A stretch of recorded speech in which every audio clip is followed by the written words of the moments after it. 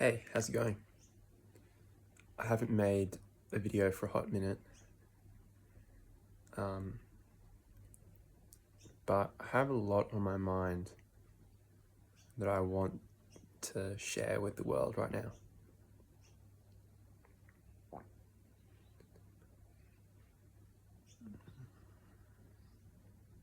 I alluded to the fact that I was going to do some thinking about shame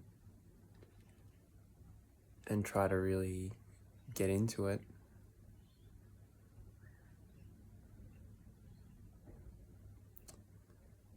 And it wasn't as intentional as maybe I intended, but I have done a lot of thinking about shame, and I probably will continue to do so. And that's predominantly what I want to share.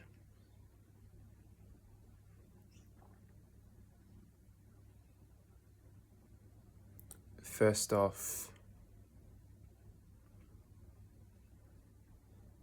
I came up with a kind of definition of shame. This is a personal definition. You don't have to take it as an absolute definition. Here's how I defined it for myself. Shame is the withholding of love and worth from myself. That is what the experience of shame is.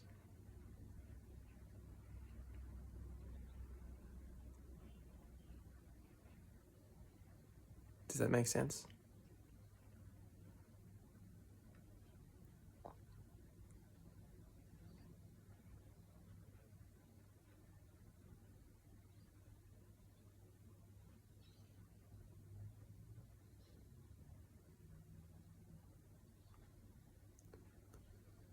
So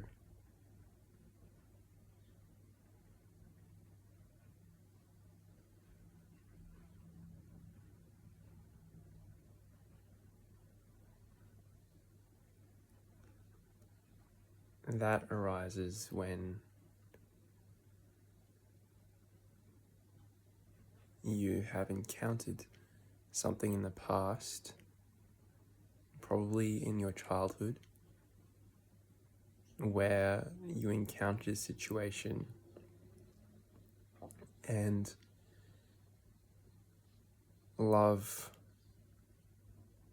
and valuing you, so your worth, were withheld from you externally.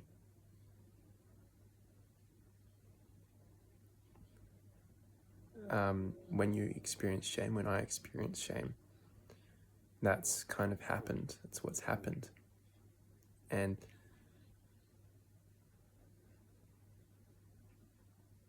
as an adult, you've internalized that shame.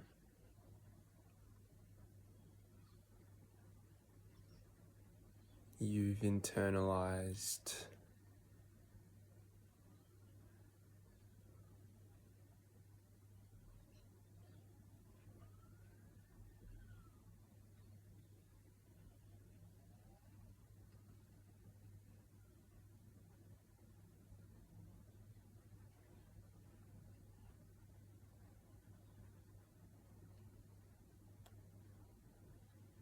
what we've defined as shame in this video, the withholding of love. And like I kind of went over, that happens when you encounter a stimulus, an event,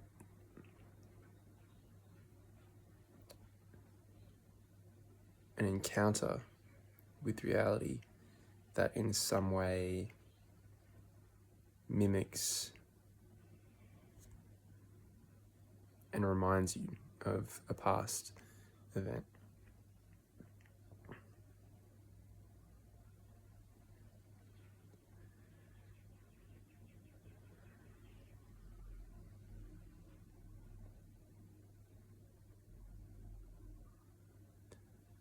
So I want to give you a tool that you can use. It's a tool that I don't know if tool is the right word. I'll talk about one of my core worthiness, shame wounds. Conceptually, at least.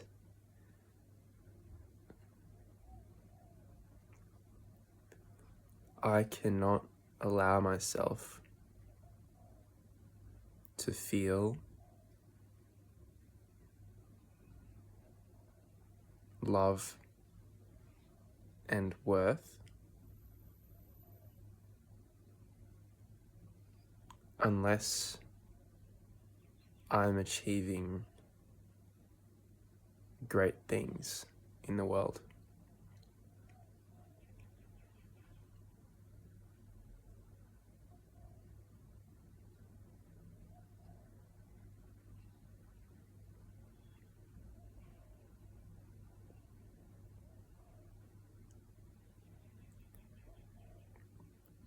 To me, this is possibly the core wound that I carry. And I don't think it's an uncommon one. I think that there may be other ones though. And I just don't have experience with those. But with a bit of investigation, I think you can find, if you have a wound, what your core wound is.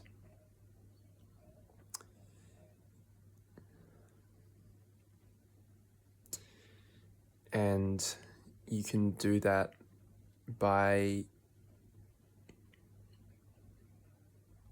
playing with the idea of withholding love from yourself. Where are you withholding? Where do you feel like, oh no, if I even mentally visit that place, that topic, that situation,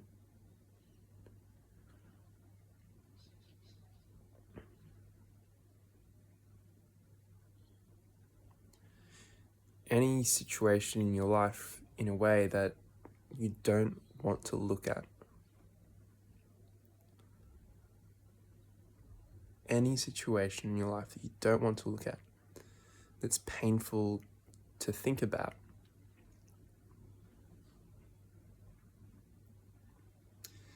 You can give voice and reframe those by giving voice to this sentence: I will not give myself love and worth unless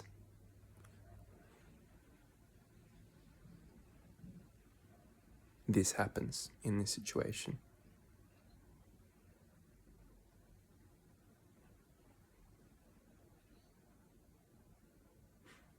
Does that make sense?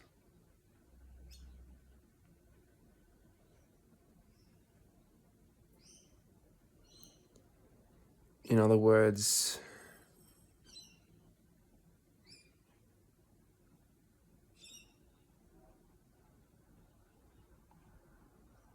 anywhere in your life, in my life, that I absolutely need life to go a certain way. It absolutely has to go this way. Otherwise, I am not okay. And I can't even think about it because what if it doesn't go that way? Then I'll be screwed, you know? So anywhere in your life, in my life, I'm trying to help you to find your unworthiness wound.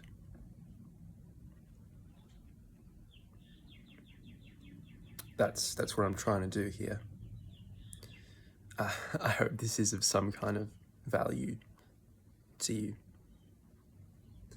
So anywhere in your life where you identify that things must go a certain way, they must, you know? I just can't have them go any other way, or they must not go a certain way. They must not go this way. No, they cannot go this way. See, anywhere you have it must go this way, or it must not go this way. See? And then you give voice to that. Because what you're saying in a way, what I'm saying in a way, is I cannot give myself love and worth. I cannot give myself love and worth unless things go this way, or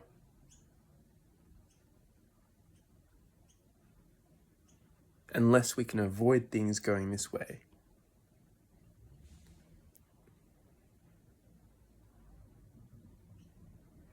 Or I cannot give myself love and worth if things do go this way that I don't want them to go. And that's it. That helps you to identify. Now there's more to it. That helps you to identify the unworthiness wound that you may be carrying.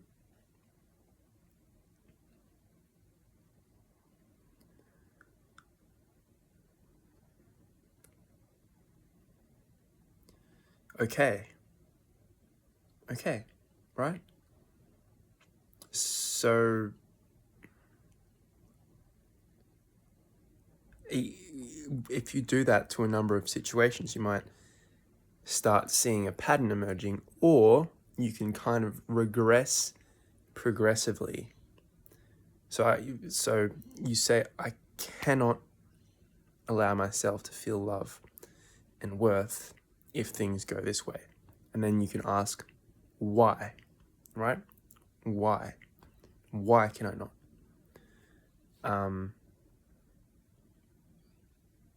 And usually you'll find you can identify, if it's not already right at the core wound,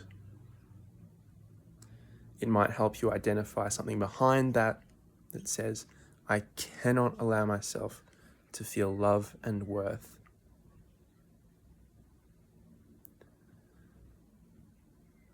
if this thing that's behind that doesn't hold true.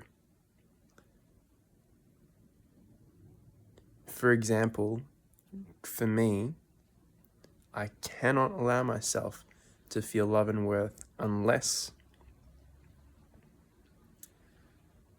I am achieving something great in the world.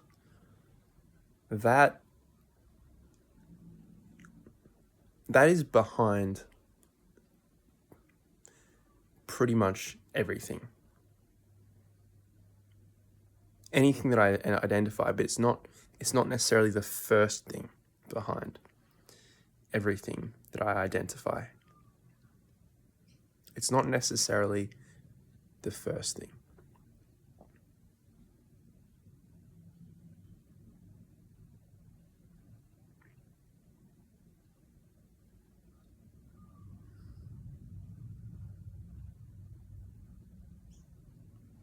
I might be a bit off track here.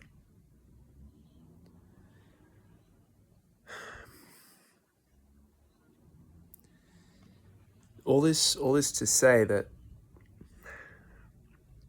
what's the value in identifying this, in identifying a core wound for you, for me?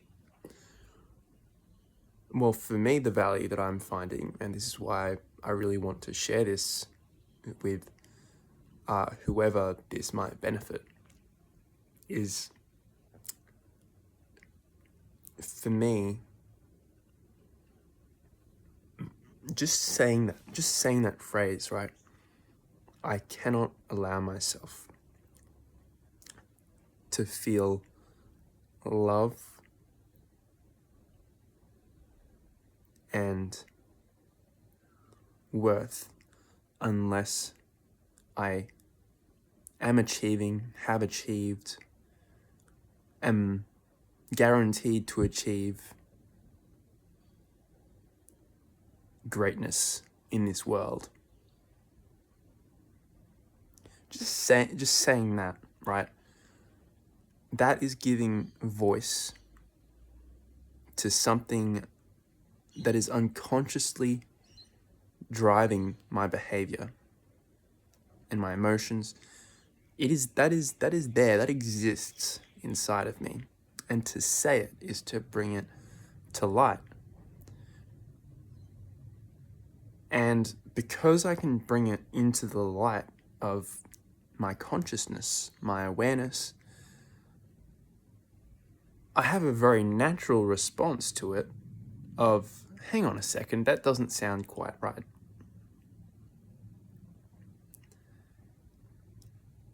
And it has a relaxing effect on me.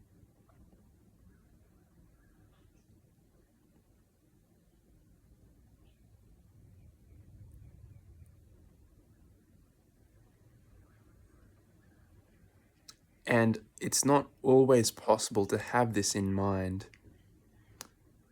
in every situation. But just periodically coming back to this idea of, if you're someone who struggles a lot with feelings of shame, just rocking back and forth between life and reflecting a little bit. Where am I withholding love? And why am I withholding love? What's there? What truth is being lived out through me? What fact? So for me, to put this another way,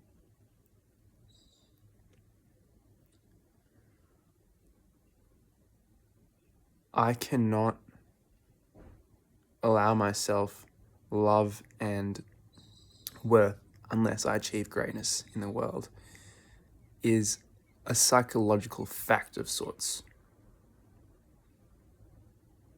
that I've abstracted from behavior and thoughts and thinking and observation and contemplation. So this is not what I would consider an objective fact, but it is a psychological fact that has its existence in me. So I'm bringing light to a psychological fact.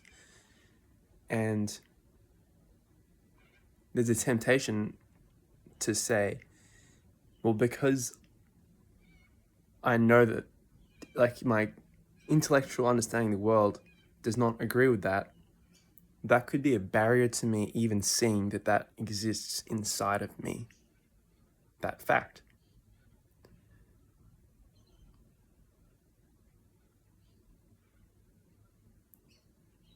That psychological fact.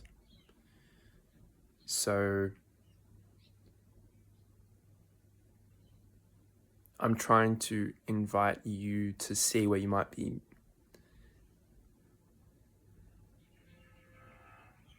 blind in your life to so-called psychological facts inside of you that you can't give yourself love and worth in certain situations.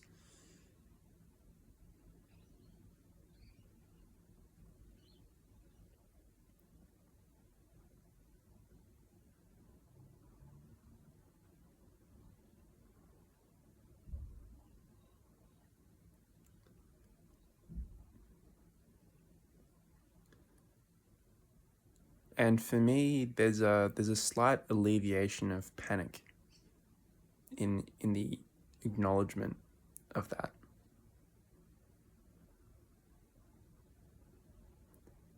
Because it helps me to see that the basis of the panic that I'm undergoing is not actually a basis that I agree with. Because sometimes there might be a vague sense that I probably shouldn't be panicking. But I don't actually really consciously know even why I'm panicking.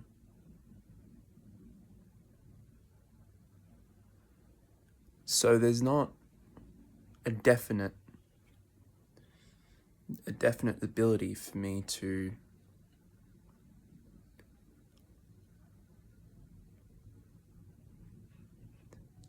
get my teeth into that.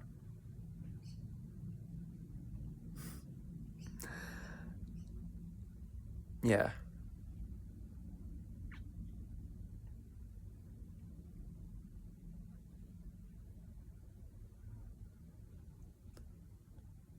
I think that's I'm getting close to the end of the video here, but I want to mention meditation.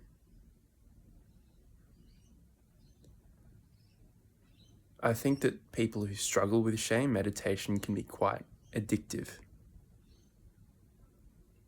because, and here we touch on the topic of spiritual bypassing.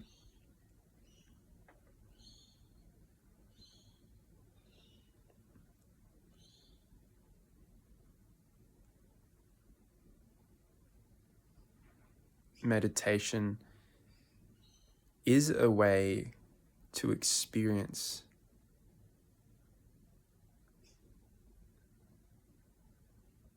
unconditional love. It can be a way to get experiences of unconditional love, which by the current definition of shame that I've said in this video, unconditional love is the opposite of shame.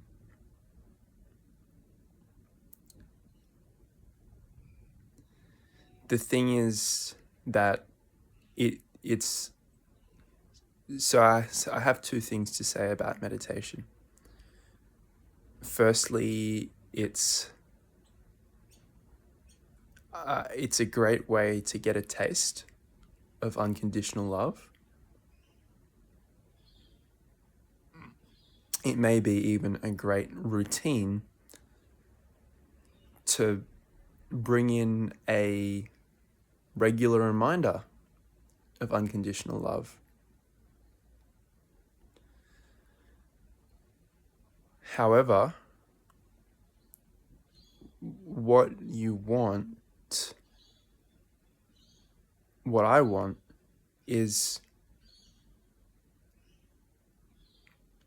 for no situation to have the power to induce me, to trigger me, to withhold, disconnect unconditional love from unconditional love within myself.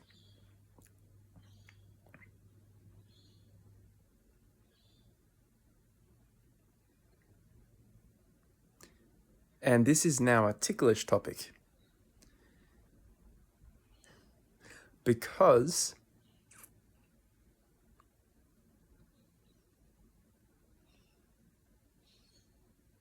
it's a ticklish topic because having that new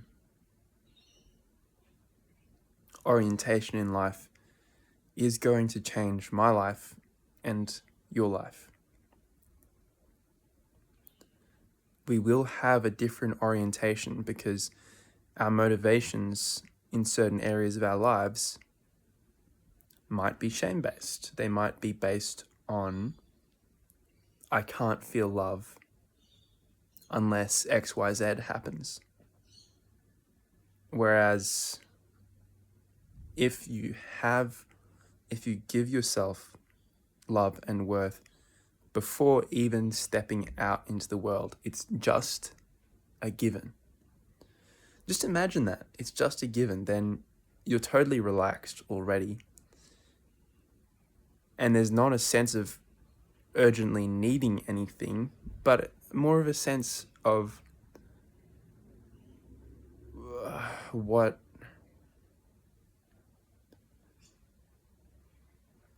the word alignment comes to mind. What is aligned with who I am?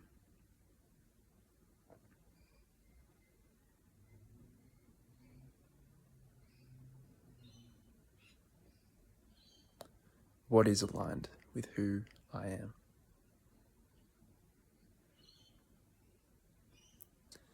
And the reason this is ticklish, like I say, a ticklish topic, is because it can be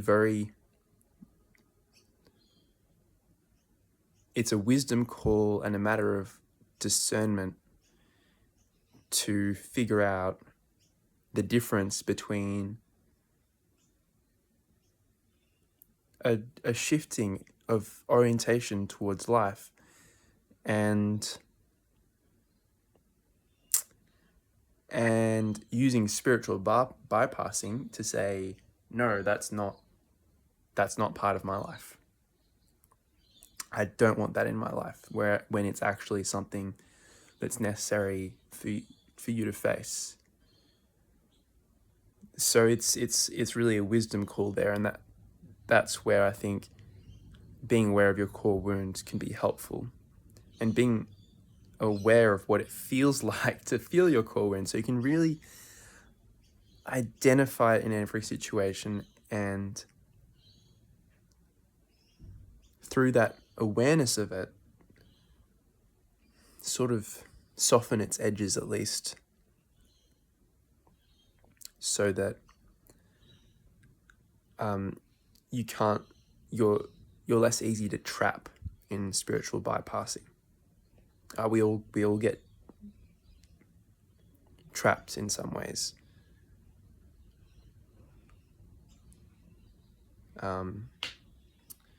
But it's good to be aware of that and to make ourselves less easy to trap, I guess. And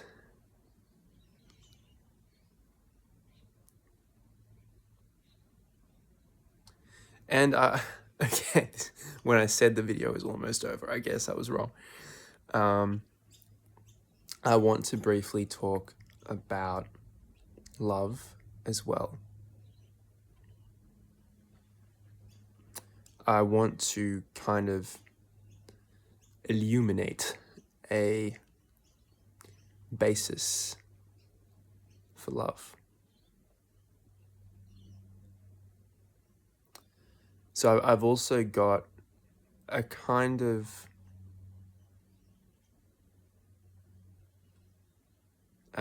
definition for love, just for our purposes here, which is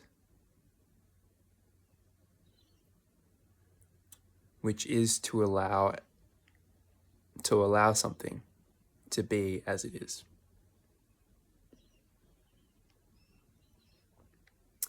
In other words, if you want to change something, then do you love it? You definitely don't love it as much as you could love it, because you prefer another thing to that thing, right? So complete love of something, to love something completely, is to allow it to be as it is. Now, you might say, this is getting a bit off topic, you might say, it can get a bit complicated, because you could say, well, I love some aspects of this thing and other aspects I don't love. So you can see how it can get a little complicated.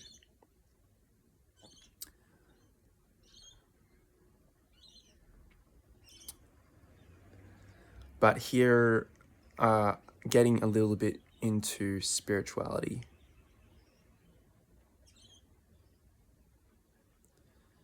The awareness that you are is allowing everything that you experience to be as it is.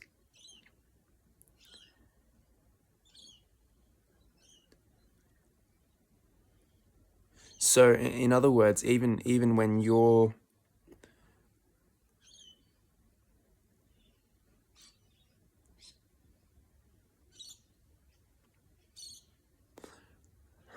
even when you are unhappy with something in your life, there is something in you that is completely allowing you to be unhappy.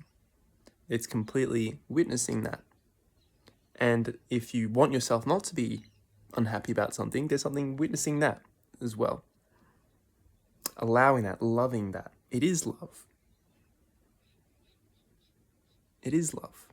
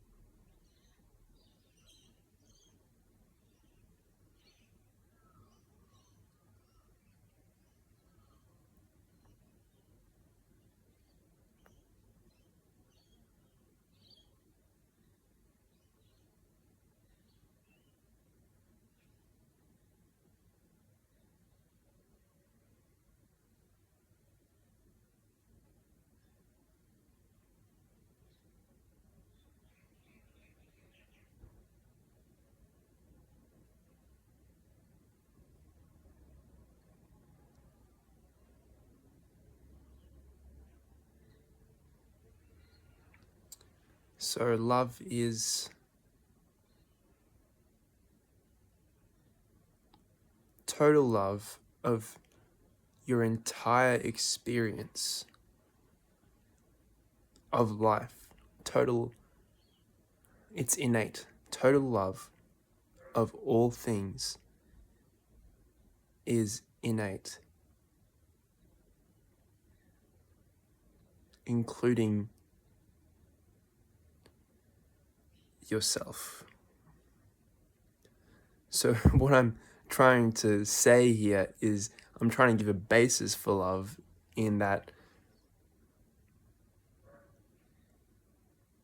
love is a fact of your existence. It's even the prerequisite of your existence.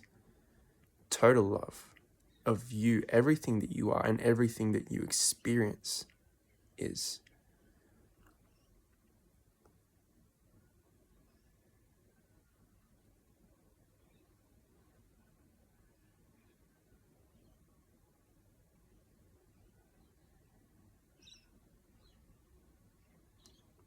I'm not saying that you won't do things that change the world or that change your world.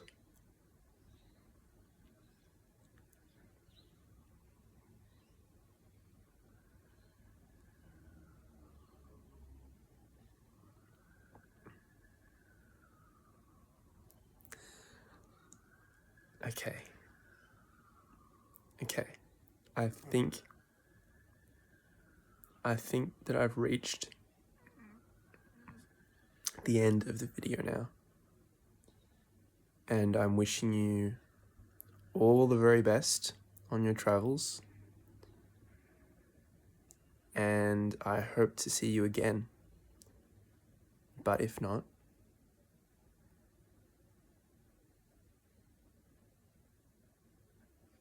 all the same things I just said.